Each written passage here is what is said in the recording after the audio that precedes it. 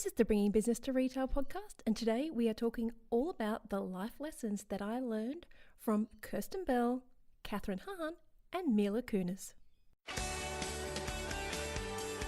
Welcome to the Bringing Business to Retail podcast on SalenaKnight.com. Stay ahead of the competition by opening your doors to business experts so you can learn, grow, and be inspired. Passionate about bringing business strategies to independent retailers, please welcome your host, Salena Knight. Just a heads up before we jump into this episode, I do use a few curse words in this podcast. So if you have little people listening, you might want to pop some earbuds in. Hey there, and welcome to today's episode. Now, you might not know this, but I am a very big fan of teen angst and chick flicks. Yep, I just binge watched Switched at Birth, and now I'm binge watching the Santa Clarita Diet. Now, because my husband Ed isn't really into those kinds of shows, when we actually sit down and watch TV together, we've been catching up on Doctor Who episodes. Now, I love shows that I just don't have to think about it. Now, I'm all for watching documentaries and serious shows when I'm in the right brain space, but for me, TV, when I'm watching it, is usually about zoning out and not having to think. I don't have to have any investment into what's happening on the TV. And I'll tell you something, if I'm really struggling at work, if I'm feeling like I just can't produce anything and I don't feel like taking a walk or going to the gym or actually doing any movement, I will quite often head up to the lounge room and put a TV show on in the background because it helps me move past that block. Just having a show, having that noise, having the inspiration there, I don't know, for me, it's not a distraction. Sometimes it's just a great way to move myself past the obstacle that's stopping me from getting the productivity that I really wanted to have that day. Now, you're probably wondering, why am I sharing this with you? Do you don't care about what I watch on TV? Well, in all fairness, I have to say that I very rarely sit down and watch a whole movie, which is why I love streaming services. I can just watch 15 or 20 minutes here and there. For some reason, when it comes to movies, it feels like a really big commitment of my time. I mean, 90 to 120 minutes. In the back of my head, I'm actually thinking, could I be bothered? Surely there must be something better that I could be doing rather than watching a movie. Well, recently, when Ed was away and Lana was staying at a friend's house, I had the whole house to myself. And I thought, you know what? What the heck? I have all the time in the world. I had no one to cook dinner for. I didn't have to hassle anybody about going to have a shower or picking up their dirty clothes. I knew that I could just order in some takeaway, open a bottle of wine, and do nothing. I had no excuse not to watch a movie. Now, I reckon I spent the first 20 minutes of this free time just scrolling through Netflix and Stan and Amazon Prime to find the perfect movie. Because normally I would watch a TV series and most of those shows only go for about 22 minutes. I had to find the right mix of kitsch and angst, and that night I was feeling like I needed a little bit of girl power as well. And then I found it. Bad Mums. Now, if you haven't seen it, it stars Mila Kunis, Christina Applegate, Kirsten, and Kathryn Hahn. Now, I am a huge, is it Kristen or Kirsten? I think it's Kristen Bell. I'm a huge fan of hers. I think she is really funny. I loved her in Veronica Mars. I love her in The Good Place. She's married to Dax Shepard. He's really funny as well. I love them. So when I saw her and Kathryn Hahn, who used to be in this TV show Crossing Jordan, which again, something that I liked, I sound like I watch a lot of TV, right? Trust me, I don't actually watch an awful lot of TV. But let me tell you a little bit about the story, in case you haven't seen it. Mila Kunis has this character called Amy, and she is a mum who is, I'm sure we can relate, super overworked and overwhelmed. Are we drawing any parallels yet to the people like you and me who are listening to this podcast? Well, Amy works as a sales rep and she loves to prepare healthy food. She does the hand-packed lunches for her family. She helps them do her homework. She goes to all of the extracurricular activities. She's on the school's PTA board. Essentially, she's super mum. But it's not quite working out for her because she catches her husband cheating on her. So now she's stuck in this predicament of juggling all the things whilst being a single mum. Now, thankfully, I don't have any synchronicity with that part, but I know a lot of people who do. And it is a very, very stressful place to be. So Amy ends up having this huge bust up with the PTA bully, all because she brings in some store-bought donuts to the bake sale. Now, I have to admit, not something that I would do because I am a baker at heart. I mean, you may have seen me recently doing a Facebook Live whilst I was making scones for Lana's bake sale. But you know what? No judgment here. If you want to send in store-bought donuts, I am okay with that. Anyway, so Amy and the PTA bully, they get into a big bust up. A whole bunch of stuff goes down and lots of bad words are said and she storms out. So then she ends up going to a bar and meeting up with Kathryn Hahn's very, very extrovert character and Kristen Bell's stay-at-home mum character. And of course, like all good stories go, they end up spending the night drinking and partying. Now, obviously, like most good chick flicks, this big night out, throwing off the shackles, and it makes them see their lives in a completely different light. They end up becoming friends and they decide to change all of the stuff that is keeping them weighed down in their lives. Now, unfortunately for us as parents and business owners, it can take more than one bender with some random people who we meet in the bar to change our lives. Or does it? I don't know if I've ever told you this story, but I actually met my husband Ed in a bar and we went on a date and we got engaged 3 weeks later. We got married 4 months later and we've just celebrated our 15-year anniversary. But that is another story. Watching this movie, I really felt compelled to write down some of the key takeaways for whenever I'm feeling a little bit down. I know, ever the content producer and business owner. And so they were sitting in a Word document on my computer and I just happened to open them by accident. And I'd kind of forgotten about them. And then I accidentally opened the file. I accidentally clicked on the wrong file.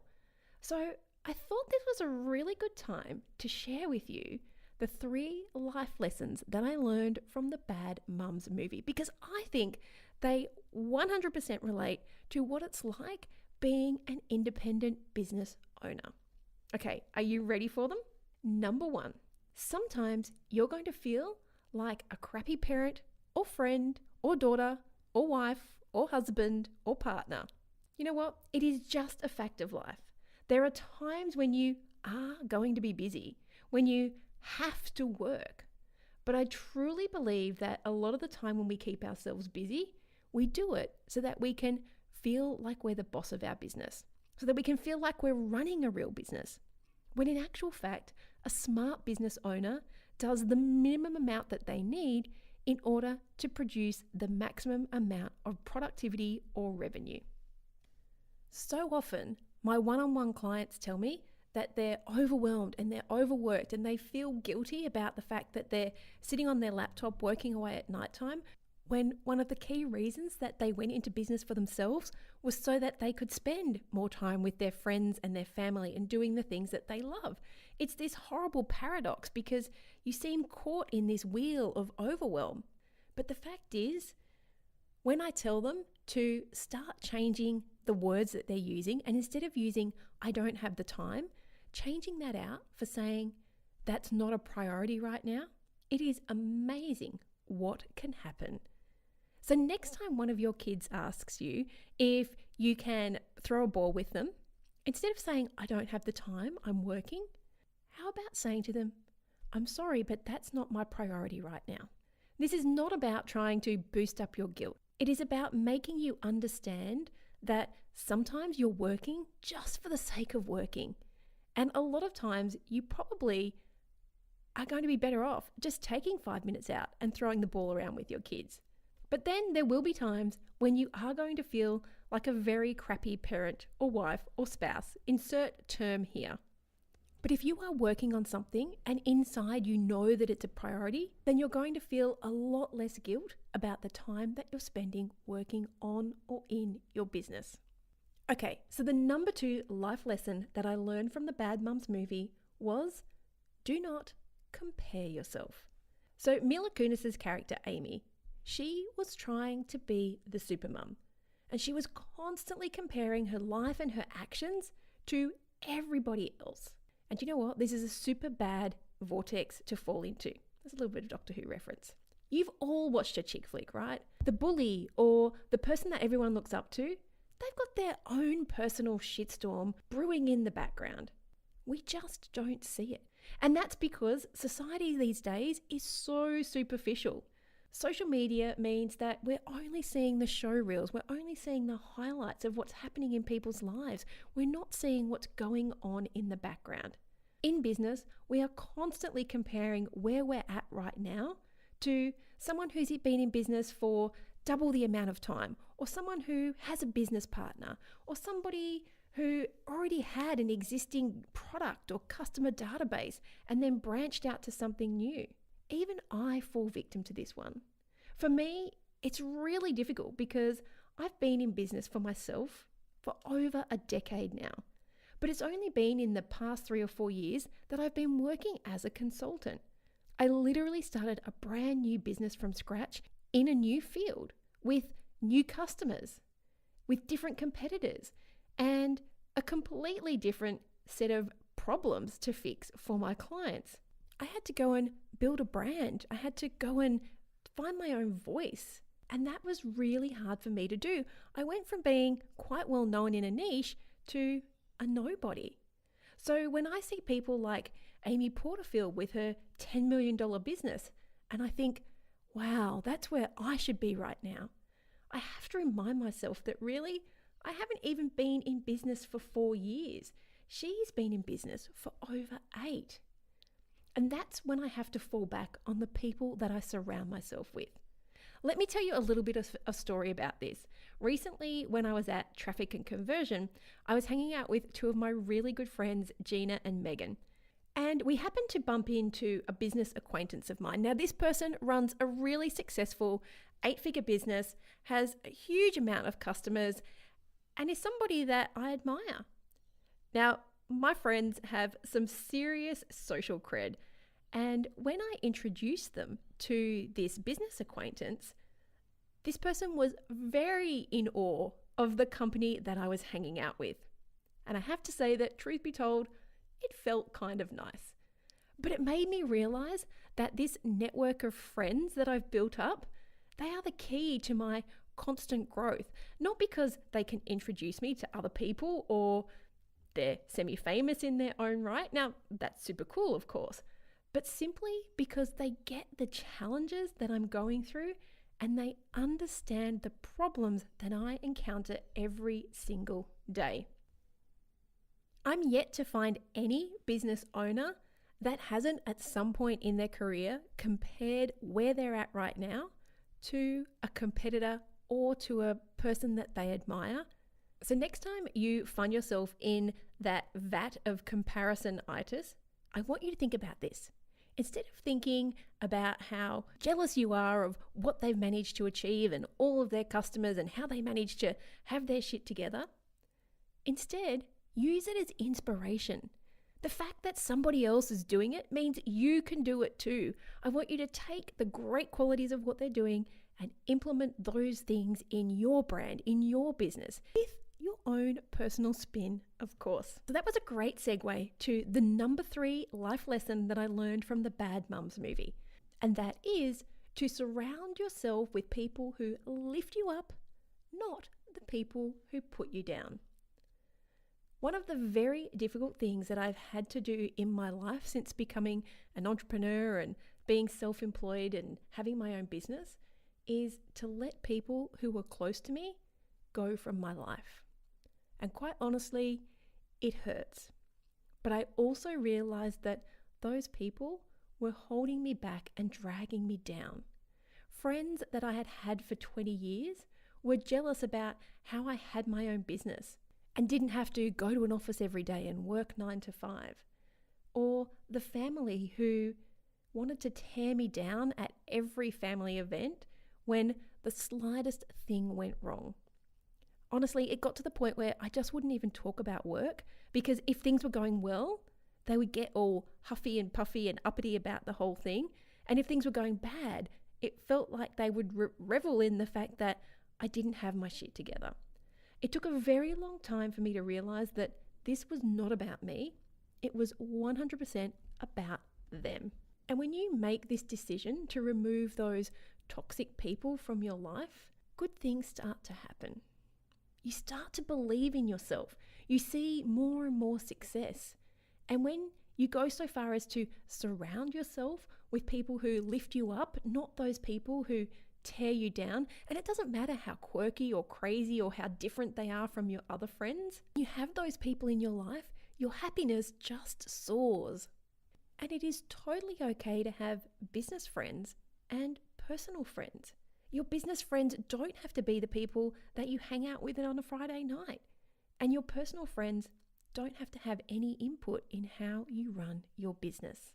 Now, keeping hold of those people who bring you down is one of the most limiting beliefs that I see for entrepreneurs. On one hand, we're out there taking risks and disrupting the world and being strong and being brave. But then there's this whole other universe of people who are happy with solidity and regularity and totally avoiding risk. They love having a 9-to-5 job. So let me ask you this. Are you avoiding moving your business to the next level because you think you're going to have to lose a really close friend or a family member? And my advice to you, if the answer to that is yes, is that you really need to look at how good a friend are they if they don't want to be on that journey cheerleading you on as your business grows. So I've given you a lot to think about today, and hopefully these life lessons that I learned will help you to move past some of those obstacles that might just be holding you back. And I'd love to leave you with just some parting words of advice. Number 1, life should be fun. I want you to bring more of it into your everyday. Number 2, it is totally okay to palm your kids off to somebody else, eat pizza, and drink wine. Really, it is. And number 3, challenge the status quo always. And remember to fight for what you believe in. I hope you enjoyed today's episode. I know it's a little bit different from usual how-to strategies and business advice that I give you, but it's important to remember that we're all still people. And we are in this business to make money so that we can spend more time doing the things we love with the people we love. If you've loved this episode, I would love it if you could leave me a review, send me a DM, pop me an email. Just let me know that you've listened to it and you've loved it. And I will see you on the next episode. I hope you enjoyed this week's episode of the Bringing Business to Retail podcast. You can find all of the show notes over at salenaknight.com. If you found something that you heard today particularly useful, I'd love it if you could leave me a review on iTunes or Stitcher. And of course, feel free to share this episode with someone that you think could benefit by listening to it. Want more retail biz strategies? You can watch the Bringing Business to Retail TV show, where each week I'll answer a question or provide you with a simple, actionable retail biz strategy that you can implement in your business right away. If you have a question or a guest, I'd love to hear from you. Drop my team an email at podcast@salenaknight.com, and I'll see you on the next episode. Have a great week.